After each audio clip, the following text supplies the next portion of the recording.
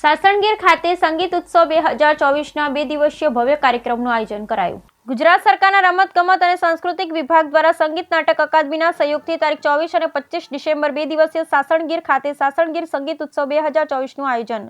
Asiatic સિંહના રાષ્ટ્રીય અભયારણ્ય અને કુદરતી સૌંદર્ય ખાતે ગુજરાતી લોક સંગીત અને લોક સાહિત્યના દ્વિદિવસીય કાર્યક્રમનું આયોજન ગુજરાત સરકારના યુવક સેવા અને સાંસ્કૃતિક પ્રવૃત્તિઓ વિભાગની ગુજરાત રાજ્ય સંગીત નાટક અકાદમીના આર્થિક સહયોગ દ્વારા આયોજન કરવામાં આવેલ છે। સાસણગીરમાં આવેલ હિન્દ સદનથી માત્ર 1 કિલોમીટર દૂર આવેલ ભાલછેલ ગામના હોટલ ગ્રીન પાર્ક ખાતે આ જાહેર કાર્યક્રમનું ખાસ આયોજન કરવામાં આવેલ છે, જેમાં ગુજરાતના નામાંકિત કલાકાર અને લોક સાહિત્યકારોની ઉપસ્થિતિ રહી હતી। કડકડતી ઠંડીમાં પણ પ્રવાસીઓ અને સ્થાનિકો મોડી રાત્રિ સુધી ઉપસ્થિત રહ્યા હતા।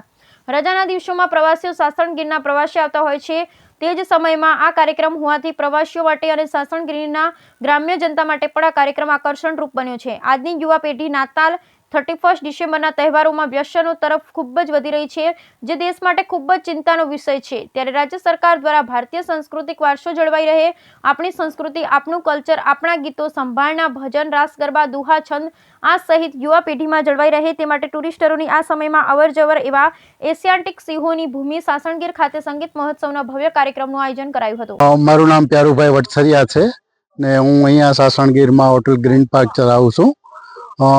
રાજ્ય સરકારશ્રીના સાંસ્કૃતિક અને રમતગમત વિભાગ દ્વારા તેમજ ગુજરાત રાજ્ય સંગીત નાટક અકાદમી દ્વારા સાસણગીર ખાતે 2 દિવસનો સંગીત નૃત્ય ઉત્સવનું આયોજન કરવામાં આવેલ છે, જેમાં ખાસ કરીને વાત કરીએ તો અત્યારે નાતાલનું મિની વેકેશન ચાલી રહ્યું છે અને 31ના પણ ખૂબ નજીકના ટૂંકા દિવસો બાકી રહ્યા છે, ત્યારે સાસણગીર ખાતે ખૂબ મોટા સંખ્યામાં પ્રવાસીઓ સાસણગીર તરફ આવી રહ્યા છે।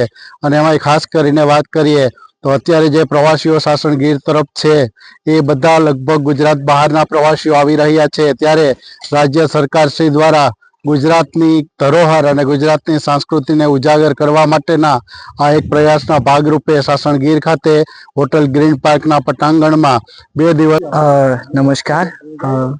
ગીર ખાતે ગુજરાત સંગીત નાટક એકેડેમી દ્વારા લોક સંગીત અને આજના યુવા પેઢીનું નવીનતમ સંગીતનું સમન્વય કરીને પ્રોગ્રામ 2 દિવસીય પ્રોગ્રામ આયોજિત કરવામાં આવ્યો હતો, જેમાં ઘણી બધી સંખ્યામાં લોકો ઉપસ્થિત હતા અને જેમાં આજે અમારો પ્રથમ દિવસ હતો।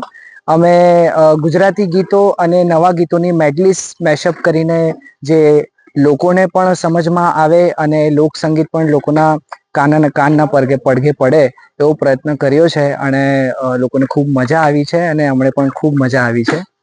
Thank you so much.